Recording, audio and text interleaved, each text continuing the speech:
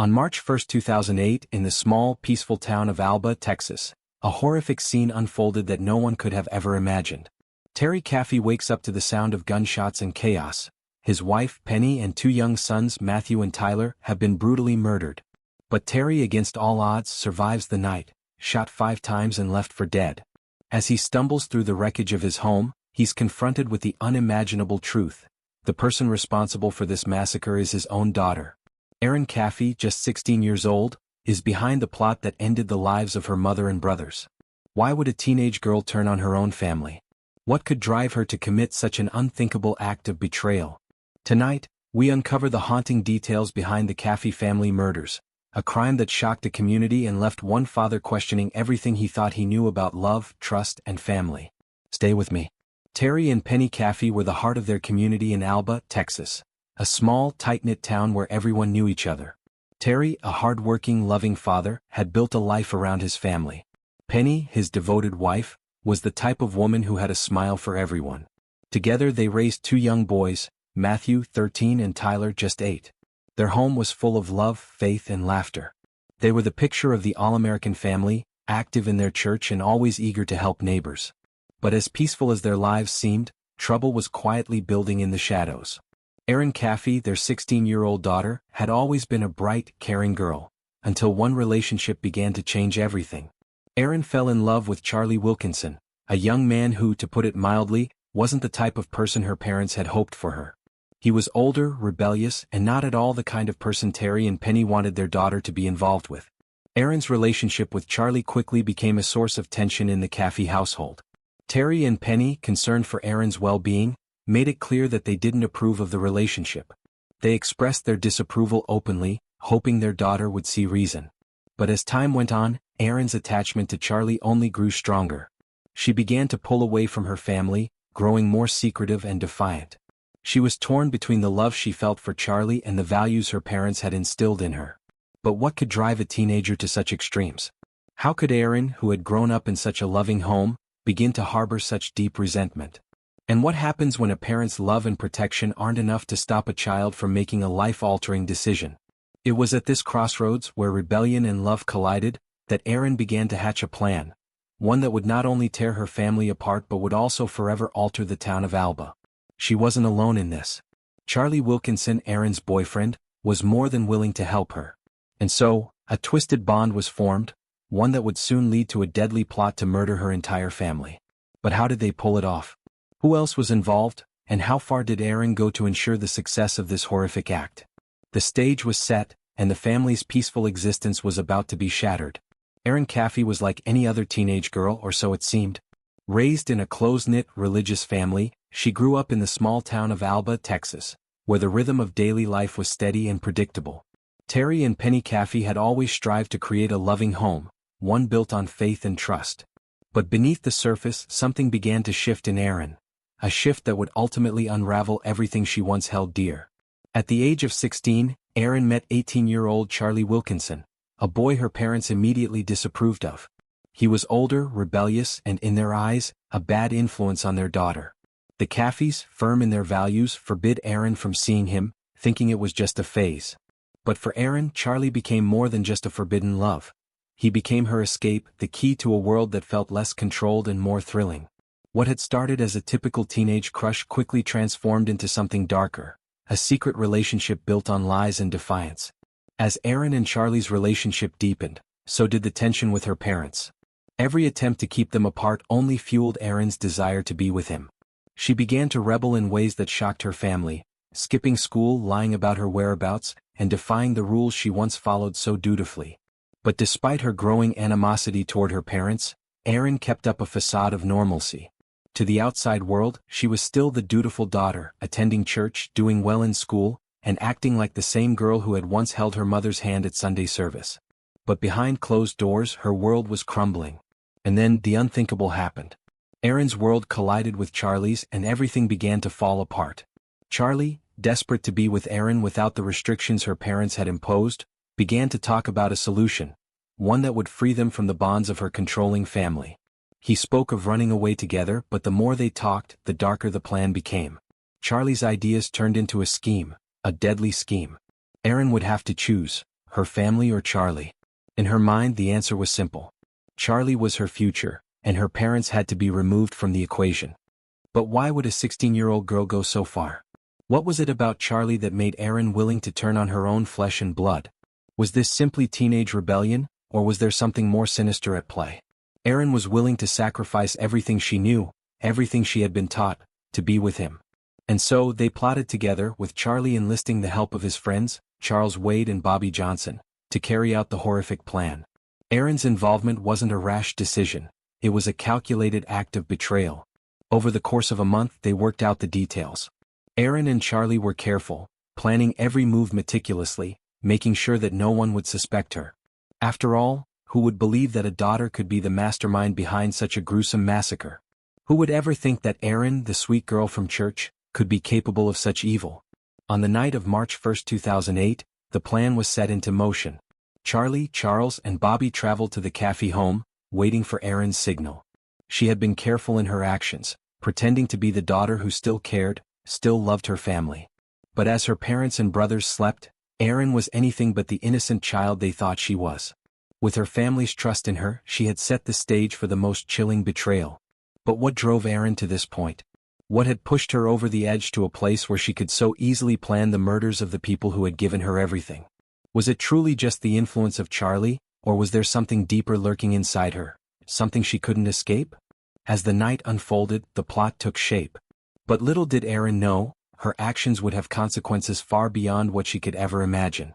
In the coming moments, we'll uncover the chilling details of that night, the bloodshed, the survival, and the shocking truth that would eventually come to light. Was it love, desperation, or something darker that led Erin to pull the trigger? And what does it say about the true nature of betrayal when it comes from someone you trust the most? The plan was meticulous. Charlie, Waid, and Bobbi would enter the Caffey home late at night, catching the family off guard. They would murder Penny, Matthew, and Tyler in their sleep. The house would then be set on fire to destroy any evidence, making it look like a tragic accident. But the one thing they hadn't accounted for was Terry. What did Erin believe would happen to her father? Did she think he'd just disappear, or was he part of the equation all along? In the days leading up to the massacre, Erin began to distance herself from her family. She continued to play the role of the dutiful daughter, pretending everything was normal. All the while she was plotting her family's demise. To the outside world, Erin was a sweet, devout girl, a member of her church choir, a girl who seemed to care about her family. No one suspected that underneath the surface she was preparing for something horrific. The night of the murders, Erin was ready. Her role was clear, she would stay in her room pretending to sleep. Meanwhile, Charlie, Waid, and Bobbi would carry out the gruesome task. It was supposed to be quick, clean, and easy. But nothing ever goes as planned. What went wrong? How did Terry survive the night when he was supposed to be the one left dead in the house? As the hours ticked down, Erin waited, knowing that the moment of truth was approaching. Would everything go as planned, or would their perfect crime turn into something much darker? Stay with us as we follow the chilling events of that fateful night, and uncover the devastating consequences of a teenager's dark intentions. It's just after midnight on March 1, 2008. The house is quiet, nestled in the small rural town of Alba, Texas. On the surface it seems like any other night, peaceful, calm. But inside the Caffey home, a nightmare is unfolding. Erin Caffey, 16 years old, is in her room, silently waiting. Her mind races, but her resolve is clear. She has already made the decision. The plan has been set into motion. She and her boyfriend, 18-year-old Charlie Wilkinson, had spent weeks plotting the murders of her family. But they weren't acting alone. They were joined by two of Wilkinson's friends, Charles Waid and Bobbi Johnson. The four of them knew what was at stake, the lives of the people Erin once loved. They were ready to strike. Outside the night is cold. In the Caffey household, the sound of a door opening echoes through the house. The plan is in motion. At 3 a.m. the killers silently enter through a back door. No alarms, no lights, nothing to alert the family. Terry and Penny Caffey, unaware of the danger lurking just beyond the walls of their home, are asleep. The children, Matthew and Tyler, rest in their rooms. It seems like any other night.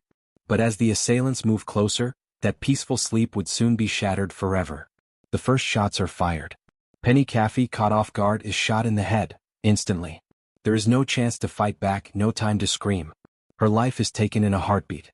Matthew, who is only 13, tries to escape, to flee from the nightmare unfolding in the dark. But he is cornered, and within seconds he too is shot in cold blood. Tyler, just 8 years old, is next. He is shot while still in his bed, unable to comprehend the violence that has erupted in his home. The horror of the moment is unbearable. But the true horror lies in the fact that Erin, the very daughter of these victims, was behind it all. As the shooting unfolds, Erin is lying in her bed, a quiet witness to the destruction she has orchestrated. The faces of her family, lifeless now, will forever haunt her, if only she could understand the weight of her actions. And then Terry Caffey, who had no idea what was happening, stirs awake to the deafening sound of gunfire.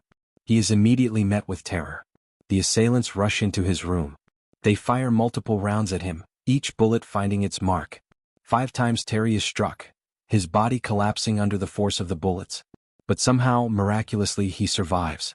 Terry lies there, bleeding, barely clinging to life. His heart races, but his mind races faster. He knows his family is gone. He knows the ones he loved, the ones he protected, are dead. But there's a moment of clarity, a moment where his survival instinct kicks in. Despite the pain, despite the blood soaking through his clothes, Terry somehow manages to make it out of the house. Through the back door, through the woods, he stumbles, barely conscious. He has one goal: survival. But even more urgent is the need to get help. His family is gone. He is the last one standing. As Terry crawls through the woods, the horror he has just witnessed seems too impossible to comprehend. The people who loved him, who he loved, are no more. His survival is a miracle, but the truth of who is behind this devastation is still a mystery, at least to him. Terry collapses on the side of the road in a state of shock, when he is finally found by a neighbor. Paramedics rush to his side, but the horror of the situation starts to sink in. The one question Terry cannot fathom: why? Why did Erin, his own daughter, help orchestrate the murder of her mother and brothers? The authorities arrive at the scene. What follows is nothing short of a nightmare. They search the Caffey home, piecing together the fragments of the bloody tragedy. The bodies of Penny, Matthew, and Tyler are found lying in pools of blood, and the shock waves of what occurred begin to spread through the small town. Terry's condition is grave, but miraculously he survives. But while he clings to life, the investigation into the massacre is just beginning. Who is responsible for this? Who could be behind such an unimaginable act? The investigation starts to unfold, and the horrifying truth begins to emerge, something no one could have anticipated. As detectives dig deeper, they begin to uncover evidence that points back to Erin, the daughter. The girl who was supposed to be the most innocent of all. But why would she do it? Why would Erin, only 16 years old, help plan the murder of her own family? What could have driven her to such an extreme, unthinkable act? Stay with me. This is where the story truly begins. The morning after the massacre, Alba, Texas, was still unaware of the nightmare that had unfolded in their midst. The community was a quiet one, used to its calm, sleepy rhythm. But now, the Caffey family's tragic fate was already beginning to shake its foundation. Terry Caffey, the lone survivor, had been rushed to the hospital with 5 gunshot wounds. As doctors worked to stabilize him, the local sheriff's office was already scrambling to piece together what had happened. But who could have committed such an unimaginable crime? At first, there were no clear leads, no suspects, just a brutalized home and the stark horror of a family decimated in the dead of night. Terry, in his critical condition, struggled to comprehend what had occurred. He had no idea who would want to harm his family. And yet, as soon as he regained consciousness, his mind began to connect dots he never thought possible. He wasn't the only one who was questioning everything. Investigators were starting to piece together the timeline of the attack, but they didn't know where to start. The brutal nature of the crime suggested a deeply personal motive. But what could it be? What could drive a teenager, Erin Caffey, a daughter he had raised, loved, and nurtured, to slaughter her own family? The breakthrough came when detectives started reviewing phone records. Erin, after all, had been at the center of it all. Her relationship with her boyfriend, 18-year-old Charlie Wilkinson, had raised red flags. But what was the connection between her and the tragic deaths of her mother and brothers? As investigators delved deeper, they uncovered disturbing patterns. Erin had been secretive for weeks leading up to the murders. She had been sneaking around, lying to her parents, spending more time with Charlie. But that wasn't all. She had started to grow closer to another friend of Charlie's, Charles Waid, and his girlfriend, Bobbi Johnson. Together they began to form a dangerous pact. And Erin wasn't just a passive participant in this twisted plan, she was the mastermind. But why? Why would Erin do this to her own family? As the investigation continued, it was revealed that Erin's parents, especially her mother, Penny, had been against her relationship with Charlie from the start. They had tried everything to stop her, even threatening to end their support if she didn't end things with him. In a twisted way, this was Erin's rebellion, a final act of defiance, a refusal to let her parents control her life. Charlie and Erin's plan to murder her family was calculated and chilling. Erin had orchestrated the entire thing. They would first kill Penny, her mother, and then Tyler and Matthew, her brothers, before setting fire to the house to cover their tracks. But things didn't go exactly as they had planned. The murder of Penny was brutal and quick. She didn't even see it coming. But the deaths of the children were more tragic than anyone could have imagined. Terry had been a target too, but something about his will to survive kept him alive long enough to escape. As he made his way out of the burning house, he collapsed on the ground, barely clinging to life. His desperate plea for help was enough to alert the neighbors, but by the time authorities arrived, the damage was done. Who else knew about the plot? Who else had been involved? As investigators pieced together the last pieces of Erin's chilling plan, they began to uncover more about the 4 individuals who participated in this horrific crime. Charlie, Waid, and Bobbi were not only complicit in the murders, but they had helped Erin make the ultimate betrayal. What could have driven Erin to bring her friends into such a deadly conspiracy? How did Charlie and his friends convince a 16-year-old girl to take such a drastic step in her life? Was it love, or something darker that bound them together? But just as the investigation seemed to be reaching its conclusion, something unexpected happened. Erin, who had initially denied her involvement in the murders, began to crack under the pressure. During an interrogation, her facade of innocence began to slip, and the truth started to pour out. But there was something more she was hiding, something the investigators had yet to uncover. As Erin's confessions grew more detailed, so did the evidence. And the chilling details of what happened in the Caffey home that night became clearer with each passing day. But the question still remained: why had Erin gone so far?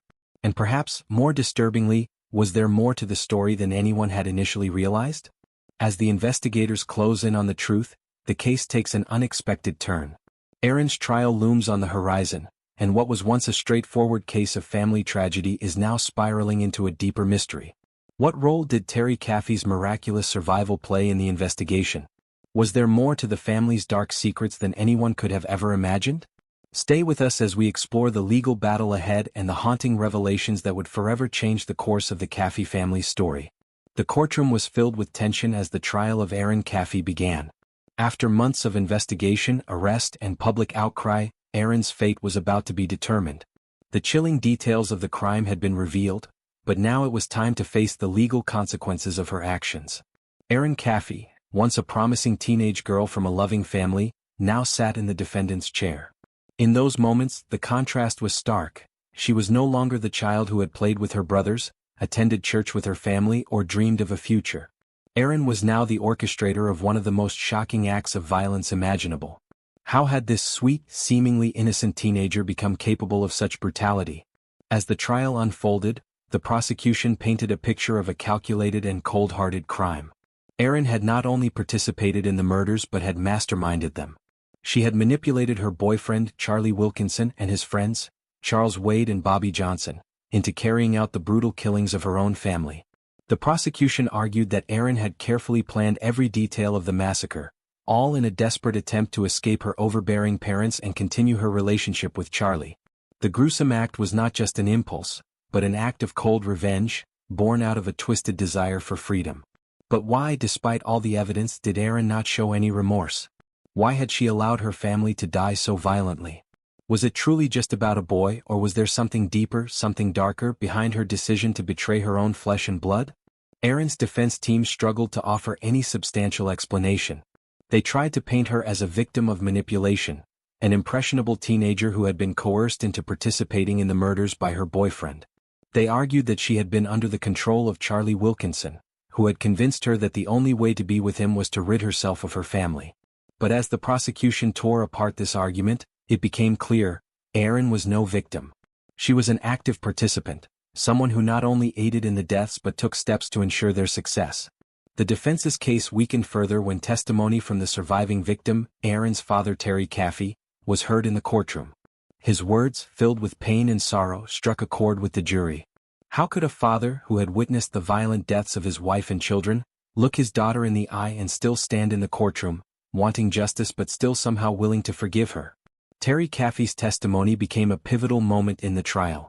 He shared how, despite everything, he still loved his daughter. But the question on everyone's mind was, could a father's love truly survive such betrayal? Could forgiveness truly heal the unimaginable wounds Erin had caused, or was justice the only path forward? Erin herself took the stand. In a moment of cold detachment, she gave her version of events, describing how she had planned the murders with Charlie and his friends. But as she spoke, her demeanor was chillingly blank. The remorse everyone had hoped to see never came. It was as though she could not grasp the enormity of her actions. How could someone who had been part of such a violent crime seem so indifferent? Was it a sign of psychological detachment, or was it simply the result of a girl who had been allowed to get away with far too much for far too long? The trial stretched on, but it was clear where the scales of justice were tipping. Erin's fate seemed inevitable. After all, no jury could ignore the chilling evidence, the testimony of her father, or the brutality of her crime. Then came the sentencing phase. Erin Caffey was sentenced to life in prison with the possibility of parole after 43 years. The courtroom was stunned. Erin, still a teenager, would have to wait more than 4 decades before she could even consider her freedom. The weight of her sentence was a bitter pill to swallow, not just for Erin but for her father. He had fought so hard for justice, yet he knew that no punishment could ever bring back his wife and sons. But the questions lingered. Had the justice system truly delivered what was deserved, or was Erin's sentence a mere reflection of the complexity of a family tragedy that no court could fully comprehend? Was the possibility of parole a chance for redemption, or a cruel reminder that some wounds, no matter how many years pass, can never truly heal? Yet, Erin's story didn't end with her sentencing. The media kept her story alive and the public continued to ask, what does the story say about family loyalty, betrayal, and the dark things that can lie behind a seemingly normal life? Stay tuned. The aftermath of the Caffey family massacre is far from over. The next chapter of Erin's journey, one of reflection, remorse, and the possibility of forgiveness, remains to be seen. But for now, the question remains, can someone who has destroyed their own family ever truly be forgiven? Terry Caffey sat in the courtroom, his face etched with grief, his eyes carrying a weight no parent should ever bear. His daughter, Erin, was on trial for orchestrating the brutal murders of his wife and 2 young sons. The man who had once believed in family above all else now faced the unimaginable. The person he loved most in this world had become the very embodiment of his greatest horror. In the days following the massacre, Terry fought for his life, battling not only the physical wounds from being shot 5 times, but the emotional trauma of losing everything he had ever known. He had survived the attack, his survival nothing short of miraculous, but it came at the cost of his family, his peace, and his trust in the people closest to him. 4 months, the investigation into the murders unfolded, revealing the shocking details of Erin's involvement. But what hit Terry hardest was not the brutality of the crime, it was the betrayal. The girl he raised, the girl who had called him daddy only months before, had planned and executed the murder of his wife, Penny, and his 2 boys, Matthew and Tyler. Erin had meticulously organized the attack with the help of her boyfriend Charlie Wilkinson and his friends Charles Waid and Bobbi Johnson. All of them were involved, but it was Erin who had masterminded it all. How could this happen? How could a 16-year-old girl, a daughter, turn her back on her family with such coldness? Was it love for Charlie Wilkinson that had blinded Erin to the sanctity of family, or was there something more sinister, something buried deep within her, that led her to this unthinkable act? The trial was brutal not just for Erin but for Terry. Every day he was forced to relive the nightmare. He sat just a few feet away from the daughter who had betrayed him, staring at her face, trying to reconcile the young girl he once knew with the person now sitting in a prison uniform. And yet, despite the overwhelming evidence, despite the deep pain that twisted in his heart, Terry Caffey made an impossible choice: forgiveness. "I forgive Erin," Terry said in an interview shortly after the trial. "I forgive her because that's what God would want me to do." But how could he forgive the person who had taken everything from him? How could he look at the girl who plotted the murder of his family and simply forgive? Was it an act of divine grace or was it something more, a father's deep, unshakable love even in the face of horror? Terry knew that forgiveness didn't mean forgetting. It didn't mean excusing Erin's actions. But he realized that holding on to the anger would only continue to poison him. It would keep him trapped in the nightmare, forever haunted by the faces of his wife and children. It was as if Terry was choosing to free himself from the burden of hatred, allowing him to heal one painful step at a time. His journey to forgiveness wasn't quick or easy. It was a long, painful road filled with sleepless nights, counseling and countless hours of reflection. He spent days questioning his faith, wondering if forgiving Erin would somehow diminish the love he had for his family. Could he truly love them if he forgave the one who took their lives? But with time, Terry realized that forgiveness wasn't about erasing the past, it was about freeing himself from its grip. In forgiving Erin, he was not excusing the actions that led to the massacre, but he was choosing to let go of the anger that threatened to consume him. Forgiveness, he came to understand, was his way of honoring the memories of Penny, Matthew, and Tyler. It was a way of ensuring their deaths wouldn't define the rest of his life. Yet the question remained, was forgiveness enough? Could Terry ever truly heal from the wounds inflicted by his own daughter's betrayal? As Erin's sentencing approached, the legal consequences of her actions weighed heavily on both father and daughter. Erin's life sentence was a certainty, but would that bring Terry any peace? Was it justice, or was it simply a reflection of a broken system that couldn't fully make up for the loss he had suffered? And what of Erin? Was she truly remorseful, or was she simply trying to avoid the full weight of her crime? The tension between the justice system's role and Terry's personal journey of healing grew more complex. Terry would face more difficult choices in the years to come. As he visited Erin in prison and began writing her letters, he would grapple with one final question. Could he still be a father to Erin even from behind bars? And what would it mean for his own peace, his own healing, if Erin never truly understood the depth of the pain she had caused? Terry's journey was far from over. His quest for peace and resolution wasn't just about forgiving Erin, it was about finding a way to move forward without being chained to the past. And as the years passed, one thing became clear. Forgiveness is a lifelong struggle, but it's also the path to freedom. Would Terry continue to find the strength to forgive? Would Erin ever find the redemption she so desperately sought? The answers to these questions remain just out of reach, but one thing is certain. Terry Caffey's story is a testament to the enduring power of love and the unyielding pursuit of healing, even in the face of the darkest betrayals. What would the future hold for Terry and Erin? Would they ever truly reconcile, or would their relationship remain forever fractured? Erin Caffey's story is one that stuns with its complexity, where a seemingly normal teenage girl turned into the mastermind behind one of the most brutal family massacres in modern history. But what could drive a 16-year-old to betray her own flesh and blood in such a horrific manner? What was going through her mind as she sat in the shadows, plotting the deaths of her mother and brothers? Erin had always been a girl caught between two worlds. On one hand, she was the picture of a devoted daughter, a member of a close-knit, church-going family. She had the smile of a typical teenager, the bright future ahead of her, and the love of a father who would do anything for her. But on the other hand, there was a darker side, a secret, a forbidden relationship with 18-year-old Charlie Wilkinson that had become all-consuming. Her parents, especially her mother Penny, had made it clear that they didn't approve of Charlie. Erin's rebellious spirit, once contained within the walls of a teenager's typical frustrations, began to boil over. But this wasn't a simple teenage rebellion, it was something far more dangerous. Erin wanted to be with Charlie, and her desire to have him in her life outweighed everything else. Her family, her values, and ultimately the very people who had raised her. But what was Charlie's role in this? How did he convince Erin that murder was the only solution to her problems? According to court documents, Erin's relationship with Charlie had spiraled into a toxic, obsessive affair. Charlie, along with his friends Charles Waid and Bobbi Johnson, helped Erin hatch a plan. One that would ensure she could live with him without any interference. Her parents had to go. Was Erin truly in love with Charlie? Or was she manipulated into this deadly plot by someone she trusted? Charlie, who had his own violent tendencies, convinced Erin that they could get away with it. The plan was simple but ruthless. Charlie would bring his friends to the Caffey home, where they would kill her family, set the house on fire to cover up the crime, and make it look like a random act of violence. Erin's role? To stay calm, to pretend to be the victim. To act as though she was just another casualty in a night of chaos. What drove Erin to take that final step? Was it really just her obsessive desire to be with Charlie? Or was there something deeper at play, a hatred for her parents, a feeling of entrapment? Erin's testimony later revealed that she felt suffocated by her family's control, by the strict rules they had placed on her. She longed for the freedom to make her own decisions, to escape their watchful eyes. As the plan unfolded on the night of March 1, 2008, Erin stayed silent, her involvement hidden in the darkness of the night. She didn't participate in the murders directly, but her knowledge, her involvement in setting up the trap, made her just as guilty. As the first shots rang out, Erin knew exactly what was happening. Her own brothers were slaughtered. Her mother was gunned down in cold blood.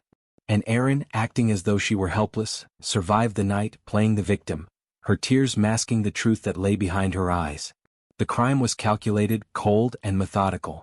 When authorities pieced together the evidence, Erin's role became undeniable.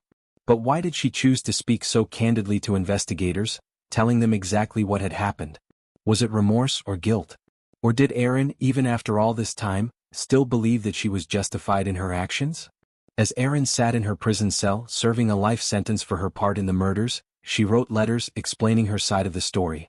In one letter she told a friend, "I thought I was doing the right thing. I didn't want to live in their world anymore. I just wanted to be with Charlie."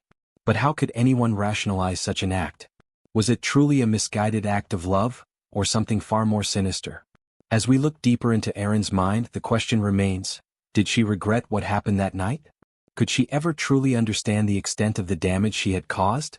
Was she a victim of her own emotions and manipulation, or was she, in fact, the true mastermind of this tragedy? In the end, Erin's story doesn't just answer the question of why she did it. It forces us to ask a much darker question. How far can a person be pushed before they lose all sense of morality, all sense of love, and turn against everything they hold dear? But the most haunting question remains, what happened to Erin after she was caught? Did she truly come to terms with what she had done, or was she still trapped in the delusions of a twisted love story that led to such unimaginable violence? As the years passed, the town of Alba, Texas, would never be the same. The scars left by the brutal massacre of the Caffey family ran deep, not just for the survivors but for the entire community. Terry Caffey, despite the unimaginable loss, chose a path of forgiveness, a decision that stunned those who knew him. How does one forgive a child who turned on their own flesh and blood? How does a father reconcile with the fact that his daughter was responsible for the deaths of his wife and children? For Terry, it wasn't about excusing what Erin had done, but about finding peace in a world that had been turned upside down. Terry's journey after the murders wasn't just about healing physically from his wounds, it was about trying to rebuild a life, a future, and finding a way to forgive. He would go on to speak publicly about his faith, his survival, and the strength it took to face the world after such a devastating loss. He even wrote a book, Terry Caffey, A Father's Journey Through Tragedy, where he discussed his struggle with forgiveness and his unwavering belief in the power of redemption. As for Erin, she was sentenced to life in prison with the possibility of parole after 43 years. Her role in the murders left many wondering what drove a teenage girl to kill her own family. What went through Erin's mind in the months leading up to the murders? Could the manipulation of her boyfriend, Charlie Wilkinson, and the influence of her friends have truly blinded her to the consequences of her actions?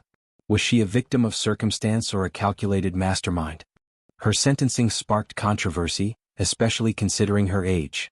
Some believed that Erin was a product of her environment, a girl who made a tragic choice influenced by the chaos surrounding her. Others felt that the severity of her crime should have warranted a harsher sentence, especially given the cold, calculated way in which she orchestrated the murders. But Erin's story doesn't end there. While incarcerated, she has shown signs of remorse, acknowledging the pain she caused and the lives she took. However, her journey toward redemption is long and fraught with questions. Could Erin one day be released? Could she rebuild her life after such a horrendous act? Or will the weight of her crime forever define her? For Terry, it's clear that forgiveness doesn't erase the past, but it allows him to move forward. His forgiveness is not just for Erin but for himself, a way to heal his broken heart and find a measure of peace in a world that had shattered his entire existence. But does forgiveness mean erasing the trauma? Does it mean dismissing the pain of losing a wife and 2 sons? This is a question that will forever haunt Terry, and perhaps, it will never have a simple answer. Tonight, we've uncovered a story of unthinkable tragedy, betrayal, and survival.